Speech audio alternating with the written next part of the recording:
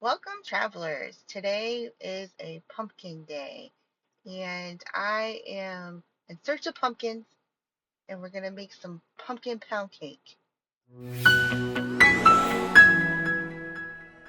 I'm in the car right now. I'm in front of the little pumpkin patch at the church down here in Conway. So we're going to get out and look for some pumpkins. Alright, you guys, I got all kinds of pumpkins. Little pumpkins, big pumpkins. We're in search of pumpkins to add to the pumpkin patch. Look at the bumpily pumpkin. Not sure. I like some of these bumpily pumpkins. Oh, the little tiny ones too. Those are cute. I think I want a little one for sure. This little bumpily one looks kind of cool. I might want that one. The bigger the pumpkin, the more it costs. Oh, this one's kind of cool.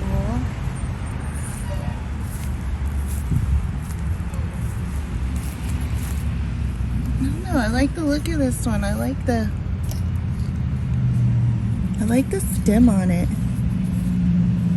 I'll get this one for sure.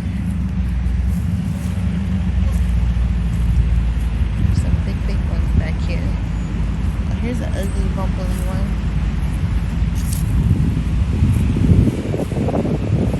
And there's some different colors.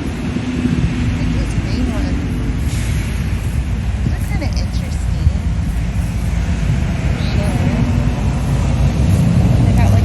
One. I like pink. It's like a peach. It's unusual. What an unusual one. Oh, there's like the little pink one's like smaller. I might need to get the basket. Ooh, I like that one over here.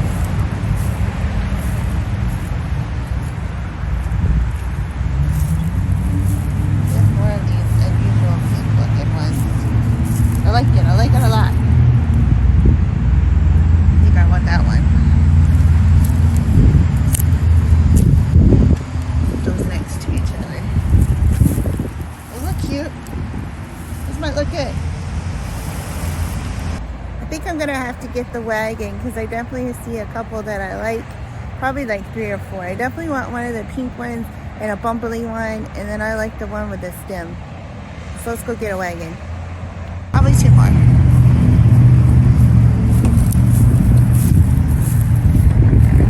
I like these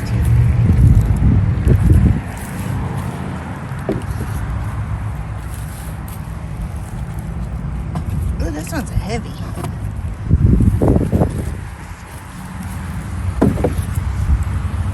Alright. I want a bumpy one. Let's go find a good looking bumpy one.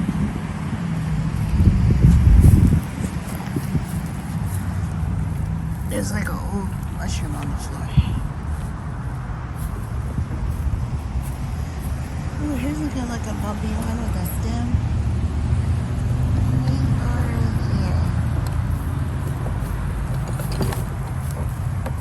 Right there.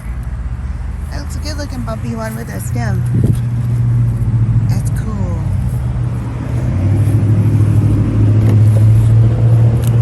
Alright. Good medium-sized ones. I think I'm gonna get a small one, and then I'll be done. Let's get a smaller one. Let's see.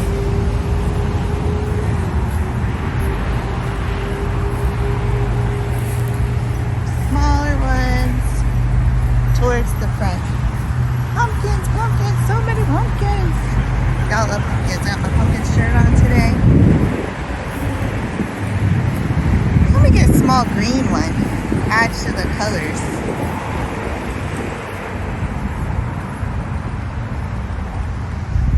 They have some small green ones over here. Change up some colors.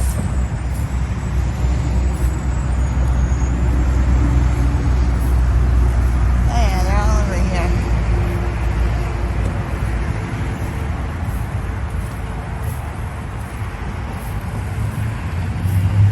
Yeah, let's get a small green.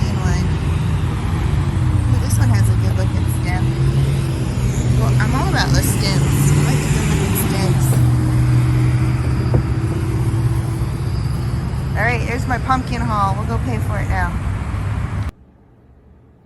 Okay, I'm back home and we're gonna make this pumpkin pound cake because we're in a pumpkin mood. Got my pumpkin shirt. I even got those pumpkin marshmallow candies.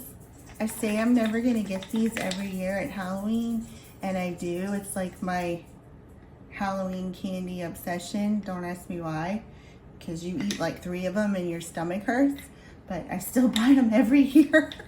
Comment down below if you fall for this one every year. But we're gonna make pumpkin pound cake because we had to open up a can of pumpkin puree for one of the doggies the other day for his tummy, and I didn't want it to go to waste because pumpkin puree is not cheap, and some years it's hard to find, so you don't want to waste it, right? I'm gonna mix up all the ingredients and then pop the pound cake in the oven. It'll be loud, so you don't need to hear it. But yeah, for the pumpkin pound cake, it's using butter, sugar, eggs, vanilla, flour, cinnamon, baking powder, salt, ginger, cloves, and a can of pumpkin. So, and I got this recipe off of Pinterest, so I'll pin it on the description below if you guys want to make it. The first step is to cream your butter and sugar, and it's 1.5 cups of softened butter and 2 3/4 cups of sugar. And this is going to be enough for 2 pound cakes. So it sounds like a lot of butter and sugar, but this is going to be enough for 2. And we'll eat one now, and we'll probably freeze the other one for Thanksgiving because it's just me and Harold for Thanksgiving this year. So I can have my dessert already done. And now that I've done that, it wants you to add 1 egg in at a time and mix it in with the butter and sugar. And this uses 6 eggs. So that's what I'm going to do now. And we'll be back because you don't want to hear it going moo. Once I did the eggs and got that done, they wanted you to stir in the vanilla. So that was a teaspoon. I added that in already. And now what it wants me to do is to combine all the dry ingredients and then add it to this mixture.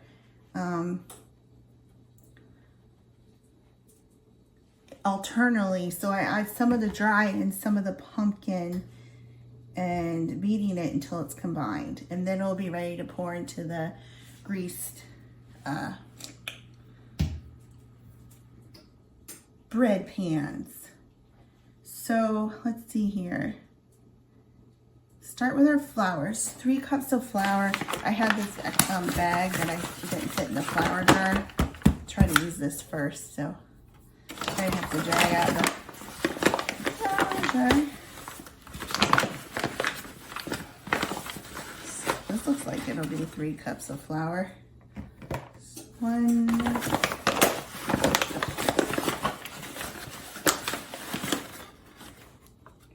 2,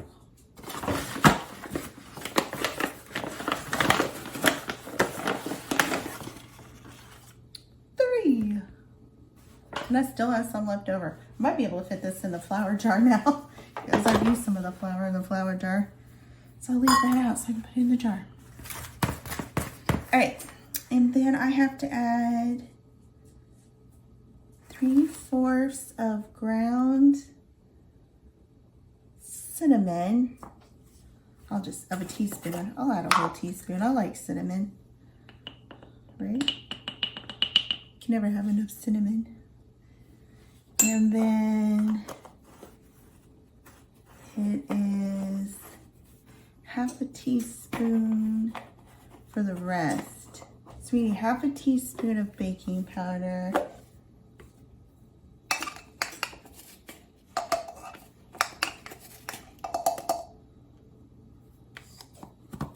Half a teaspoon of salt. That's a little too much salt for me, so I'm going to cut that down a little bit. 1/2 teaspoon of ginger, ground ginger.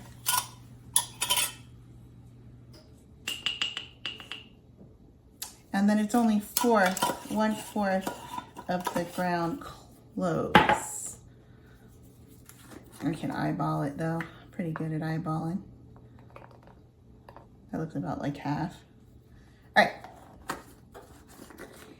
And we're gonna mix all these dry ingredients. I'm gonna do it with a fork. Make it fluffy. Fluffy. Get it mixed good with a fork. That's my trick. Use a fork. If I was giving you cooking tips and tricks. Which I've said more than once, I'm not really a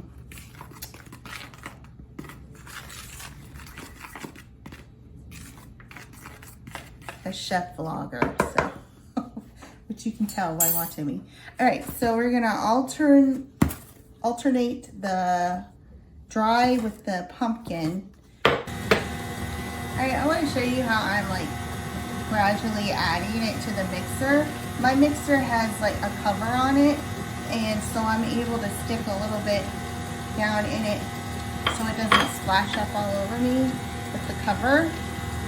And then I'm taking a spoon and gradually putting it in there. And I'll show you the cover.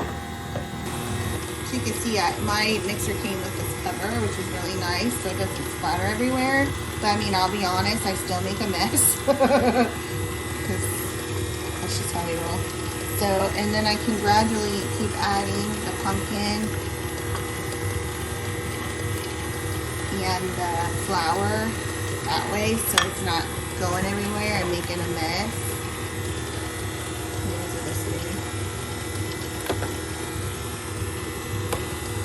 A little tip on getting it less messy, but I mean, you can see I still got some on the counter. So you can see here it made 2 loaves, and I'm gonna pop them in the oven at 350. It says from 65 to 70 minutes. I'll put it for an hour and I'll check it again. And then you're supposed to let it cool for 10 minutes before taking it out of the pan. This is the first time I've ever tried it with a parchment paper. Usually I just like grease the pan really good and then just pop them out, but I'm thinking the parchment paper might be easier to pull it out of the pan. Hopefully we'll see how that goes. Y'all, it's out of the oven, and this was in the metal pan. I probably could have put the whole thing in that metal pan and I would have had like a really big, thick one, but then this was in the glass pan. You can kind of see where it was folded from the parchment paper. It was a little bit thicker in this glass pan. So maybe I could do one big, like, thick one, but I don't know, this is a good size for the pound cakes. We don't need them really big and thick. That's how we like them. But you can see they came out of the pan really easy with the parchment paper. So it did work pretty well. I'll probably do that trick again. There's my 2 pumpkin pound cakes. We'll probably eat the smaller one and we'll save the little bigger loaf for Thanksgiving. Smells delicious. I wish you guys could smell it in here. So I went to the Canterbury Methodist Church. I think that's how, I'm not sure how you say it. It's in Conway. And if I can find a link for that, I'll put it below. And they do this every year. It's their fundraiser. And this is the first time I went there. And it was a really good deal compared to those 4 little tiny pumpkins we got at the grocery store. It was a ripoff. I won't go to the grocery store ever again. You know, that's just live and learn. Go to your local pumpkin patch instead of the grocery store for your pumpkins.